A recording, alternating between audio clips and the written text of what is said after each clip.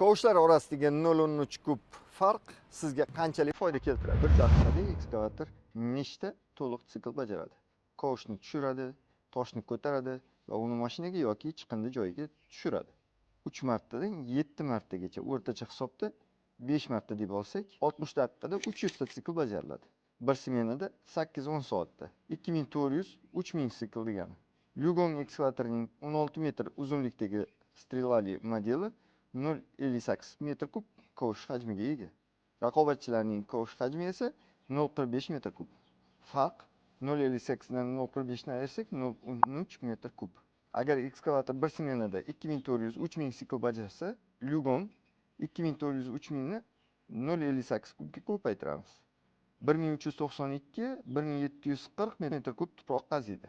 Raqobatchilarniki esa 2400-3000 siklda 0,45 kub tuproq bilan 1080-1350 metr kub tuproq qaziydi. Farq Yugong bir smenada 390 metr kub ko'proq ish bajaradi.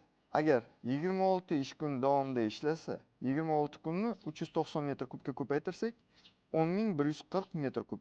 Agar yiliga 10 oy ishlasa, 10 oyni 10140 metr kubga ko'paytirsak, 101400 metr kub. Bitta havo yoki chakman yuk mashinasi 25 metr kub tuproq tashiydi. 101400 metr kub bo'lingan 25 metr kub barobar 4056 ta yuk mashinasi degani. Yugong 925 LL ekskavatori 4056 ta yuk mashinani ortiqcha yuklash imkoniyatini beradi.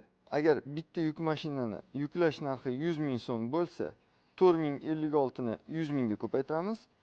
405 milyon 600 ming so'm natijaga erishamiz. Bu ideal sharoitdagi uzluksiz ishlaganda. Hatto tajribasiz operator 2 barobar sekin ishlasa, 202 milyon 800 ming so'm foyda bilan chiqasiz.